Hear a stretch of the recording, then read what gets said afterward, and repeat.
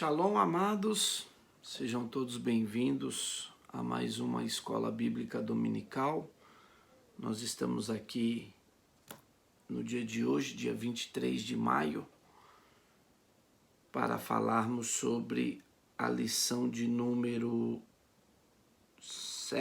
8. A lição de número 8, e nós vamos falar sobre o ministério de evangelista.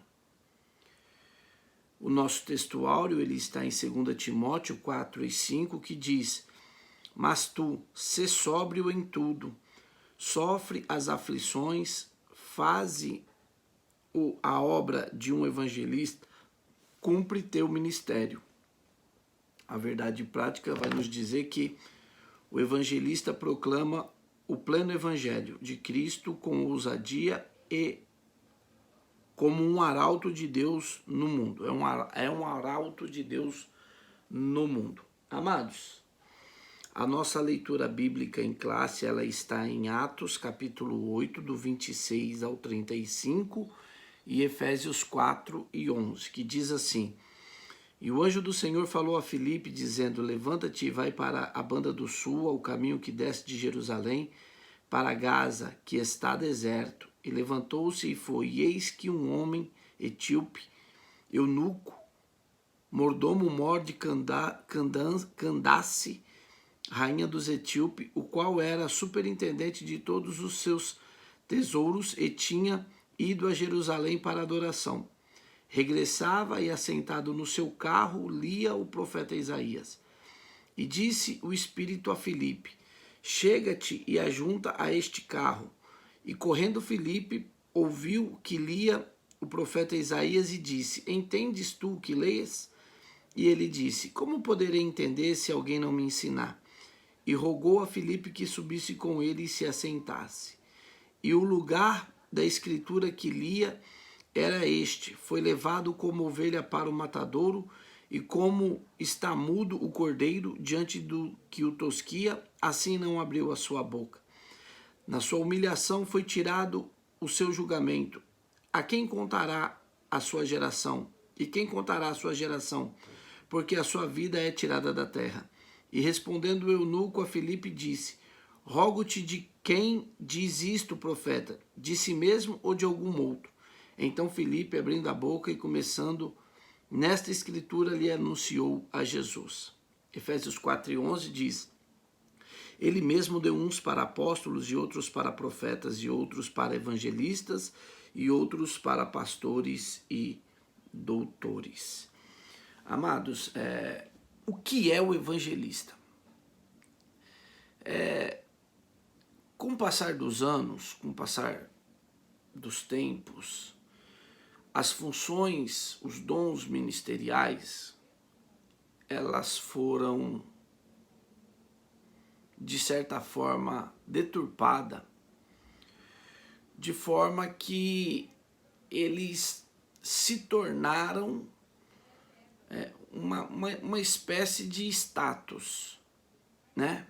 Nós não conseguimos se desvencilhar desse pensamento de que os dons ministeriais são status. Então, muitas vezes a gente fica querendo galgar uma posição que muitas vezes nós nem temos aptidão para exercê-la.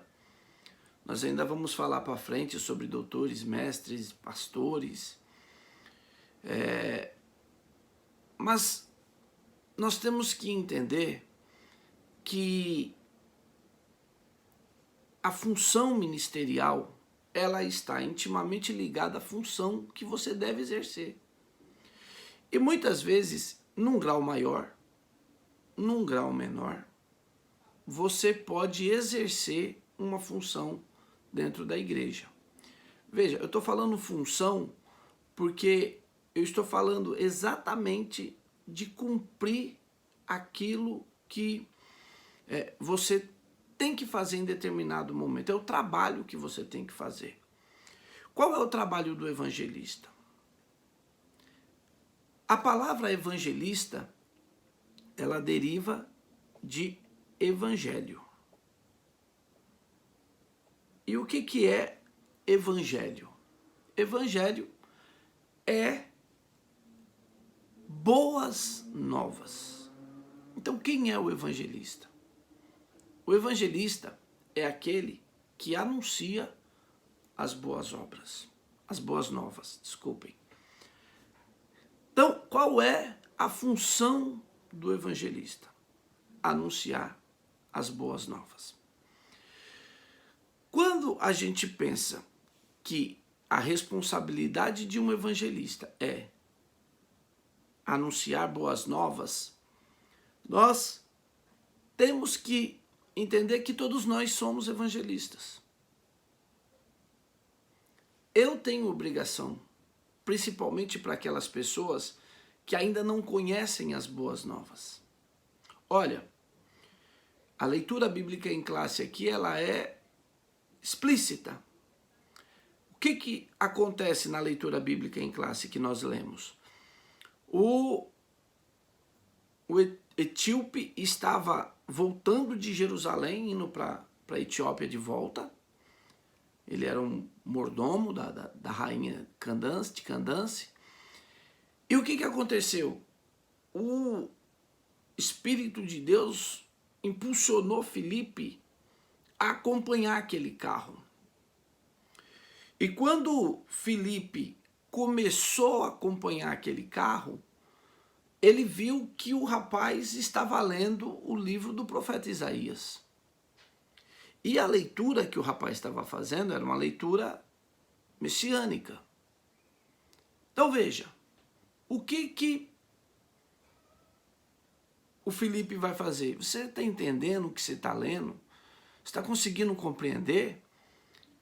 E ele falou, não, eu preciso que alguém me ensine, que alguém me fale, que alguém... Veja, eu falei da semana passada a respeito do ministério de profeta. Eu falei lá no começo da revista que os dons, eles estão entrelaçados. Tanto os dons espirituais como os dons ministeriais, eles estão entrelaçados. Veja, quando o Filipe pergunta para o eunuco se ele entende o que ele está lendo, é porque o Filipe tem conhecimento. Então veja, eu falei semana passada, vou explicar porque que eu puxei a aula de semana passada, eu falei que o profeta, ele tem que ter conhecimento da lei de Deus, para que ele possa ensinar as pessoas e para que ele possa cobrar que aquela palavra seja cumprida. A mesma coisa, ela está direcionada ao evangelista. Veja,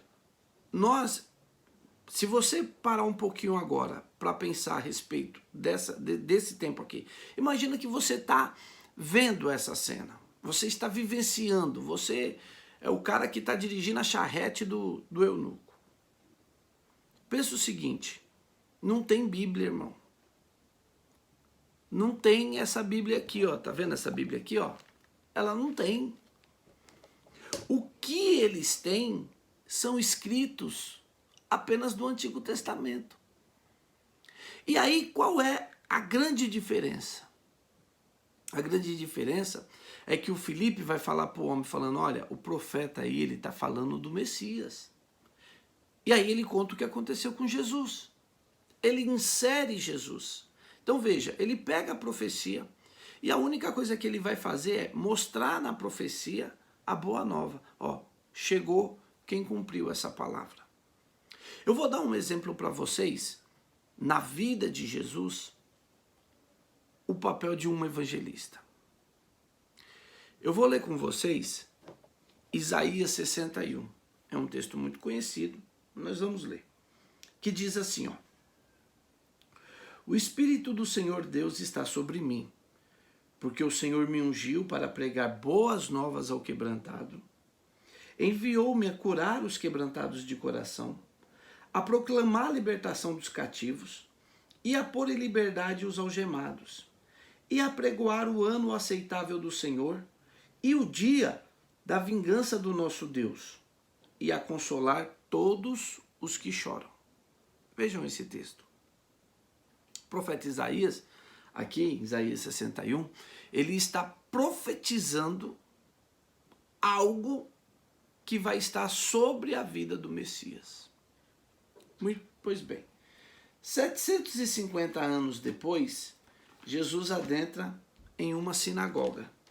Evangelho de Lucas, capítulo 4, versos 18 e 19.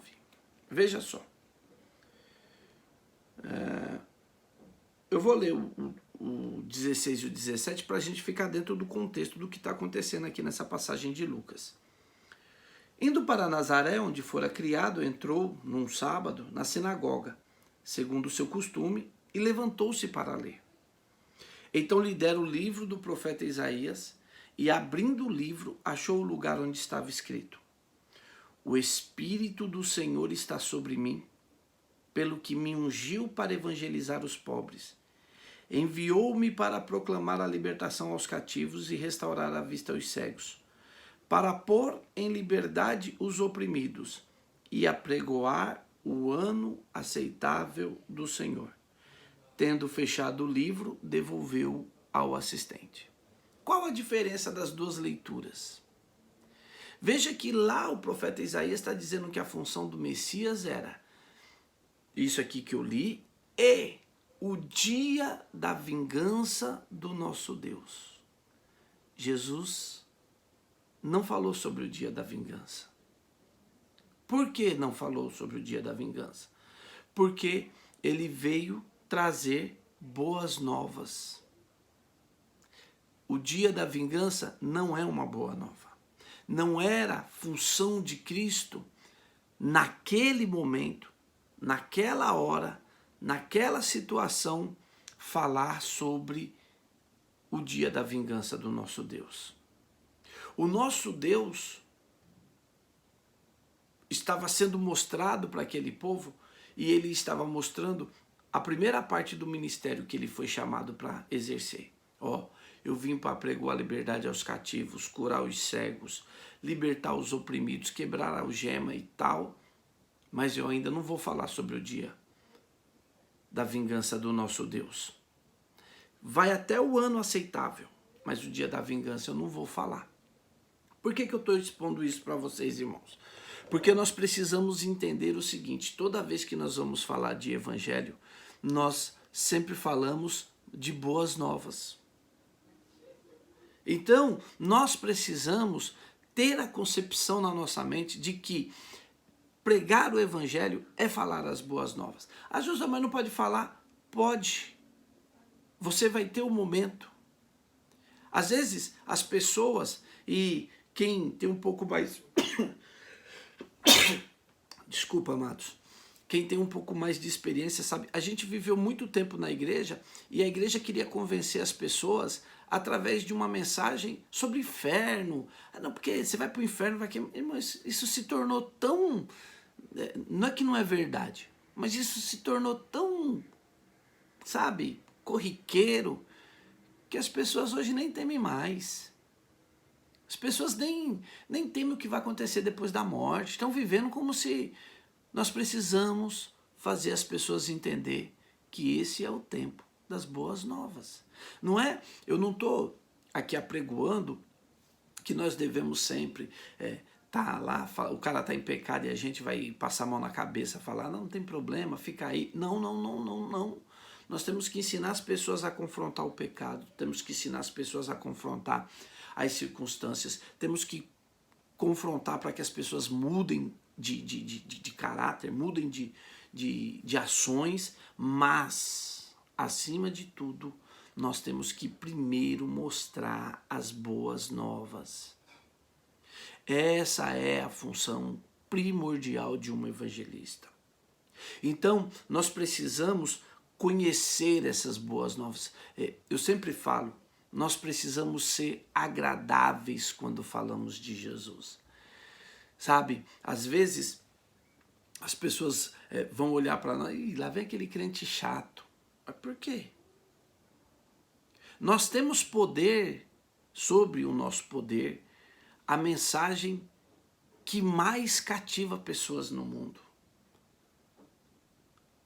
Mas muitas vezes nós, em vez de falarmos as boas novas, que é a função do evangelista, Existem pessoas que elas são extremamente aptas e hábeis para conquistar outras pessoas. Ela começa a falar, a pessoa consegue entender, a pessoa não é só se simpatiza, mas ela se conecta com aquela mensagem que está sendo transmitida para ela. Outros têm mais facilidade para ensinar. Outros têm mais facilidade para fazer outros tipos de trabalhos. Mas nós temos sempre que ter a mente, quando nós falamos de Jesus, quando nós falamos da palavra, essa mensagem ela tem que ser agradável. Existem momentos em que a mensagem é muito dura, é muito pesada, mas mesmo assim ela deve vir acompanhada de uma boa mensagem, de uma boa notícia, de uma boa nova. Então, nós precisamos, essa é a função do evangelista. Aí, nós falamos alguns dias atrás sobre os apóstolos. Os apóstolos são os enviados. O apóstolo, ele é enviado, mas ele precisa ser um evangelista.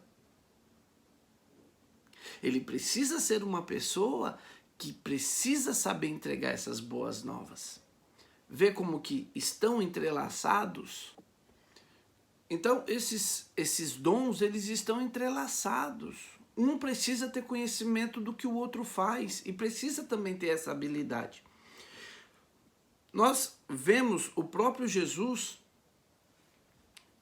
colocando os seus discípulos, lá em Lucas 10, do 1 ao 20, saindo para entregar essas boas novas.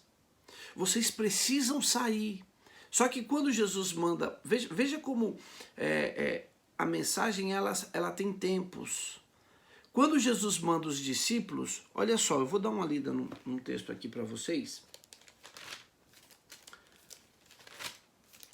Deixa eu ver se eu sei esse texto aqui, ó.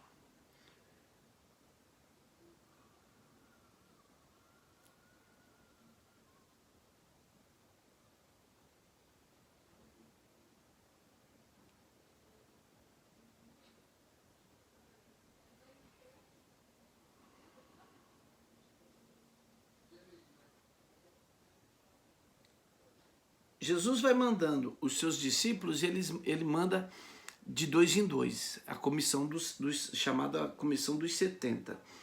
E em determinada parte ele vai falar o seguinte, ó, não entra na casa de samaritano. Prega só aqui na redondeza. Por quê? Porque naquele momento a mensagem era para ser entregue à nação, àquele povo. O próprio Jesus ele vai dizer que a grande obra dele, a grande função, a grande responsabilidade dele era juntar a casa perdida, os filhos perdidos da casa de Israel, que eram os 10 reinos que haviam sido levados e a Samaria tinha sido ocupada pelos estrangeiros. Então, naquela hora, a mensagem é para um grupo de pessoas. Quando Jesus ressuscita, ele vai dizer para os seus discípulos: agora eu quero que vocês sejam minhas testemunhas em Jerusalém, Samaria e até os confins da terra. Então, nós precisamos, irmãos, como evangelistas que somos, e obrigatoriamente nós somos evangelistas. Obrigatoriamente eu tenho responsabilidade de falar as boas novas. As pessoas que estão perdidas, e muitas vezes as pessoas estão perdidas por uma bobagem. Eu preciso fazer com que ela tenha conhecimento dessas boas novas. Eu preciso fazer com que ela conheça essas boas novas. E essas boas novas é que vão trazer uma nova perspectiva para a vida dela. Então Jesus ele começa dando a 70 homens a missão de que eles vão e levem a mensagem que Jesus cria até uma discussão entre teólogos, mas sempre que Jesus fala, Jesus ele caracteriza a pregação dele como o quê? O evangelho do reino. Por quê? É as boas novas do reino que está chegando. É as boas novas que vieram do reino de Deus que estão chegando para o mundo naquela época. Então, eu preciso a primeira mensagem que eu preciso passar para um pecador é boa nova. Não adianta eu falar, você está bebendo, você vai para o inferno, meu. Quem bebe vai para o inferno. A Bíblia vai dizer, eu não vim aqui para julgar agora. Eu preciso achar um caminho, um meio, uma forma de poder fazer com que essa pessoa entenda que existe uma boa nova para ela. E aí, essa questão de enviar para pregar essa mensagem começou com Jesus. 70, ele tinha 12 apóstolos, mas tinha 70 discípulos. E esses 70 saíram nas regiões e saíram por ali. E junto com a mensagem, porque é uma outra característica do evangelho. Veja, quando João está preso, e João ele está achando que ele vai morrer, e ele precisa ter certeza, eu vou morrer ou não vou? Aí ele pega e manda 2 dos seus discípulos falar com Jesus. E os discípulos chegam para Jesus e falam assim, Jesus, João mandou a gente vir aqui perguntar para o Senhor se o Senhor é mesmo que nós estávamos esperando ou nós temos que esperar outro. Aí Jesus pegou e falou, vem aqui comigo.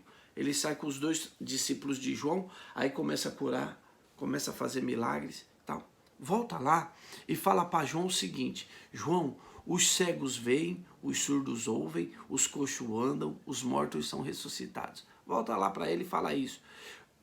Jesus não respondeu o que era, mas as suas obras o identificavam como quem era que eles estavam esperando. Então, eu posso dizer, a grande mudança na mensagem do Novo Testamento é que Jesus ele manda uma mensagem e junto com a mensagem ele vai mandando os sinais que vão acontecer através dessa mensagem. Jesus veio trazer do reino de Deus uma nova perspectiva. Eu vim trazer boas novas. É por isso que a igreja ela não pode se desfocar de que tenha uma oração fervorosa, tenha um ambiente fervoroso. Por quê? Porque nós precisamos criar um ambiente em que as pessoas consigam crer na ação que vai acontecer após o discurso ser falado. A nossa pregação, ela tem que ser muito boa de discurso, mas ela tem que acontecer alguma coisa na vida de quem ouve. Então, às vezes, as pessoas estão necessitadas dentro da igreja e é nossa função trazer uma palavra que reconforte, trazer uma palavra que dá esperança, que alegra, que enche a alma da pessoa. Mas junto com isso, Deus também vai agir e vai fazer um milagre. É o que ele fazia com os 70. Os 70 fizeram isso. Então, ele vai ter as controvérsias no meio do caminho. Jesus falou, eu estou mandando vocês no meio de lobos. E vamos ter, irmãos. Então, a nossa revista aqui, ela vai identificar, né, alguns grandes evangelistas, notáveis evangelistas. Entre eles, eu sou muito suspeito de falar, porque eu gosto muito de estudar biografias, né? E graças a Deus eu conheço tanto John Wesley, como Charles Finney, como David Wilkerson. E nós precisamos, irmãos, nos espelhar nesses homens. John Wesley, a mãe dele, teve, se eu não me engano, 14 filhos. E ela reservava por 1 hora por dia para falar especialmente com cada um. E da família dos Wesleys saíram os 2 maiores avivalistas que a Inglaterra já conheceu. Tanto o John Wesley como o Carlos Wesley, que era o seu irmão. O John Wesley, vou contar aqui para vocês um testemunho dele. Ele, quando era criança, ele e o irmão dormiam numa casa e eles dormiam tipo num sótão. E um dia a casa pegou fogo, irmão. E o pai e a mãe, tirando os filhos e tal, não sei o que, daqui a pouco perceberam que os 2 filhos estavam dormindo lá em cima do sótão e a casa pegando fogo. E aí conseguiram pegar uma escada, subiram lá e salvaram os 2. E aí eles eram conhecidos, apelidados os 2, tanto o seu irmão quanto o John Wesley, eles eram conhecidos como os tição tirado do fogo. Então, o que acontece? Charles Finney era um camarada, irmão, ele era chamado de o pregador magricela, que era magro, mas Charles Finney, sabe como que ele evangelizava? Às vezes ele chegava assim, por exemplo, era muito comum naquela época os bordéis, né? Ele chegava na porta do bordel e ficava parado. Aí daqui a pouco saía um cidadão de dentro do bordel lá, o Finney não falava nada. Diz a história que o Finney olhava nos olhos do camarada. Quando ele começava a olhar nos olhos do cara, o cara já se desmanchava, começava a chorar. Tamanha unção que o homem tinha na vida. Ele não falava nada, as pessoas começavam a chorar, começavam a entrar em desespero. Então, nós precisamos, irmãos, sempre buscar sermos avivados para que a nossa mensagem ela tenha o toque que vem do céu. David Wilkerson foi um camarada que ele foi pregar no meio das gangues de Nova York, irmão. Olha, as gangues dos porto-riquenhos, tem um livro, tem 2 livros que eu vou indicar para vocês, se vocês puderem comprar, podem comprar, que é muito bom. Um se chama Foge, Nick, Foge, conta a história de Nick Cruz, que era um líder de uma gangue porto-riquenha, e entre a cruz e a espada. Também conta a história de Nick Cruz e David Wilkerson. Mas para vocês terem uma ideia, o David Wilkerson um dia foi pregar e convidou a turma da gangue do Nick Cruz. E o Nick Cruz odiava o David Wilkerson. Ele uma vez catou o David Wilkerson na porta da igreja, puxou uma faca, um punhal, né, pro David Wilkerson e falou assim, ele chamava o David Wilkerson de Pastor Magricela. Pastor Magricela, eu vou te cortar em 1000 pedaços. Aí o David Wilkerson olhou para ele e falou, e cada pedaço que você cortar vai gritar para você que Jesus te ama, Nick. Aquilo acabava com a vida do Nick Cruz. Aí ele foi fazer um culto num cinema lá e chamou a gangue do Nick Cruz. Aí a gangue do Nick e outras gangues, né? E tá lá aquele monte de gangue dentro do cinema para assistir o culto. Aí daqui a pouco o David Wilkerson pegou e falou, irmãos, nós agora vamos recolher as ofertas. Aí o que ele fez? Chamou os líderes das gangues. Falou, vem cá, vocês vão recolher as ofertas para nós. Aí os caras já começaram a rir, né? Falaram, esse pastor tá de brincadeira. Aí foram lá e o Nick tava recolhendo a oferta, o Nick obrigava os caras da oferta e tal. Aí os caras da gangue cataram as ofertas e foram lá para trás da cortina contar o dinheiro pro pastor, né? Aí continuava todo mundo rindo, o Nick chegou e falou, o que vocês estão rindo?